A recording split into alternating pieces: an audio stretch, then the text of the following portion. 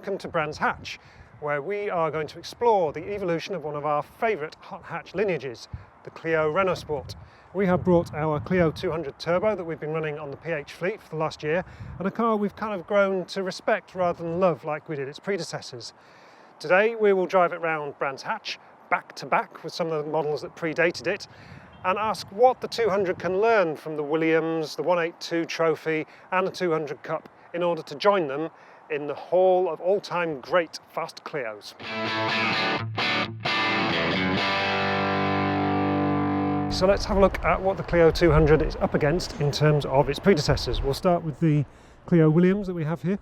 Distinctive features about this: it's got the wider front track, 34mm wider than the standard 16 valve. You've also got the bigger engine, 1.8 up to 2 litres in this car. 150 horsepower, 13 horsepower up I think on the standard 16 valve. You've got the gold speed lines, really distinctive Williams feature. The Williams logos obviously, great looking car.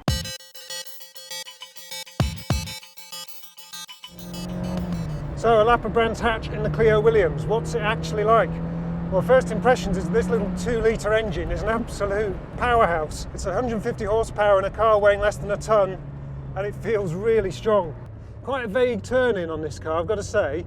I mean, that might be down to the 20-year-old rubber, but that's not a problem because all you have to do is carry a little bit of brakes into the corner and all of a sudden a whole new cornering attitude comes into play. Just start to feel the back wheel lifting off the ground. Very, very exciting. It's a strong little car. You can see from this how the foundations of the Renaultsport Clio character were laid. Quite a little car this, quite a little car.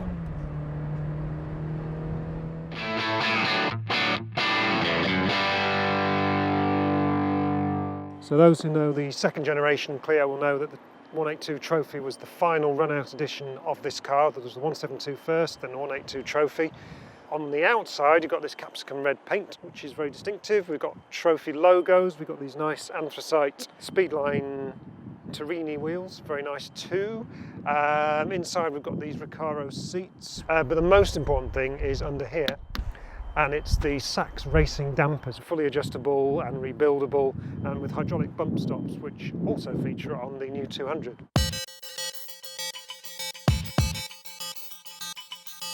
So we're in the legendary Clio 182 Trophy, the one that everybody considers one of the best hot hatches ever made. Quite some accolade. Well, straight away you can feel the similarities with the Williams, the first generation Clio. It's got a very similar driving position. It's got that same kind of very long throw gear shift. The 2-litre engine has got a similar kind of torquey feel to it, but as you can probably hear, it likes to rev out as well. So it's really got everything, this engine. It's got low ground, down grunt, and a bit of top end as well. And it feels really feisty. It feels over-engined, to be honest, and that's never a bad thing. Is this one of the best hot hatches ever made? It's got to be up there.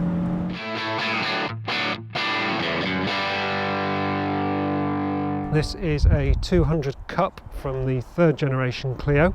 The Cup gets a much stiffer chassis than the regular car. I think it's about 30% more in springing, lower ride height, firmer dampers as well.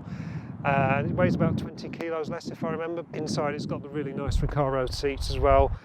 Brembo brakes at the front and a wider track front and rear compared with the standard. Brembo brakes are a really nice feature, make a big difference to this car's on-track potential. So we are now in the Clio 200 Cup. This is the second version of the third generation Clio. Now the Cups had much stiffer chassis, about 30% stiffer in springing, lower ride height, increased damping. Although it's got the engine's based on the same one as the 182, so that's the same F4R 2-litre. It's tuned very differently. So it's all about top end, it's all about close ratio gears, it's all about flicking between the gears. Certain key attributes still shine through. It's still a super agile car because it's so stiff. It teaches you a lot about your driving this car.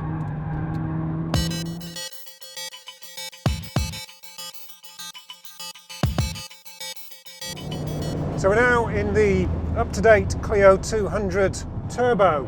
First thing you notice, of course, no manual gear shifter. It's all shifting on the paddles. That's a big emotional difference compared with the Clios of old, as is the turbo engine and the 5-door layout. It's a big shift from the super focused, super hardcore 197-200. It's a much softer car as well. The suspension's a lot more pliable. It's not as kind of focused and hardcore as the other one.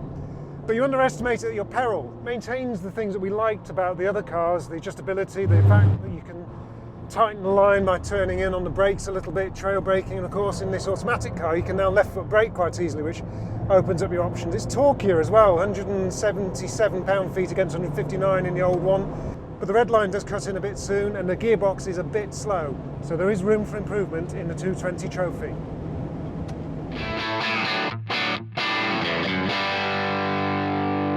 So what have we learned today? Well, first that Renault Sport still builds some blinding hot hatches, and whether you choose a new 200 like this one or opt for one of the classics from the archive, there are some blinding cars out there and some complete bargains as well. Second, that the Clio 200 might play to a much wider audience, but it could use with drawing on the inspiration of its predecessors. Renault Sport tells us that that's exactly what the 220 Trophy will do. Here's hoping.